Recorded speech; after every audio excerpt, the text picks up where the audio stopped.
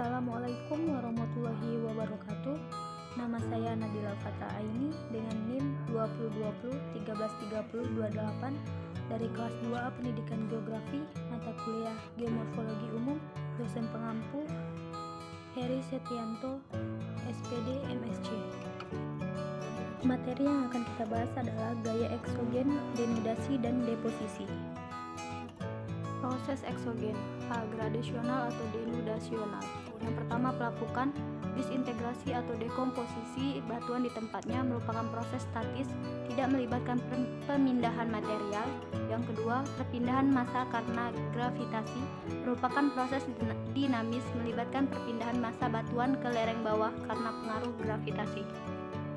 Yang ketiga, erosi dan agen transportasi. Adapun erosi yang meliputi permukaan, alur, parit, jurang, dan tebing. Sedangkan agen transportasi adalah aliran air, air tanah, gelombang air, angin, dan glasier.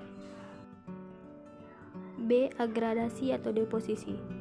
Proses ini terjadi akibat dari adanya proses degradasi lahan. Proses ini akan mendatarkan permukaan bumi. Berikut adalah contoh proses eksogen, yaitu proses menyeimbangkan elevasi permukaan bumi di mana pengikisan kawasan perbukitan atau pegunungan dan sedimentasi di pelembahan atau dataran. Proses denudasi. Yang pertama, proses denudasi di tropika basah yang meliputi karakteristik lahan, peranan vegetasi. Yang kedua, denudasi kimia. Yang ketiga, eluviasi mekanik. Dan yang terakhir, proses pemindahan fisik.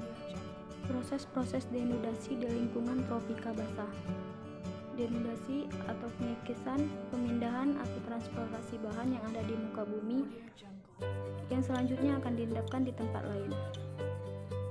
Proses itu melibatkan yang pertama pelapukan batuan, yang kedua pemindahan bahan, dan yang terakhir pengendapan.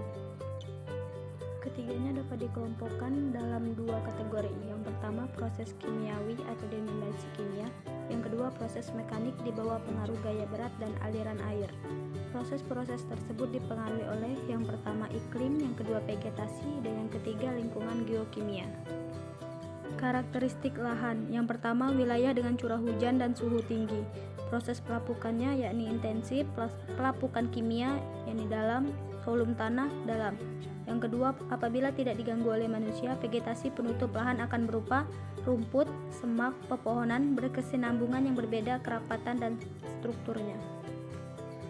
Yang terakhir, air yang mencapai permukaan tanah dapat masuk ke dalam tanah atau perkolasi, mengalir di permukaan tanah. Keduanya dapat menyebabkan terangkutnya yang pertama hasil pelapukan, yang kedua hasil aktivitas biologi, dan yang terakhir massa tanah. Kondisi tersebut di atas dapat diubah manusia melalui penebangan atau pembakaran hutan dan penajaman lereng. Selanjutnya, denudasi kimia. Dalam proses pelapukan terjadi pergerakan dan translokasi ion-ion terlarut ke tempat lain. Proses-proses tersebut termasuk dalam denudasi kimia. Proses denudasi kimia aktif di daerah tropika basah karena yang pertama curah hujan tinggi, yang kedua vegetasi lebat, yang ketiga pelapukan intensif, dan yang terakhir volume tanah dalam. Kemudian yang terakhir adalah eluviasi mekanik. Eluviasi merupakan proses pedogenik yang melibatkan pergerakan material tanah dari satu tempat ke tempat lain.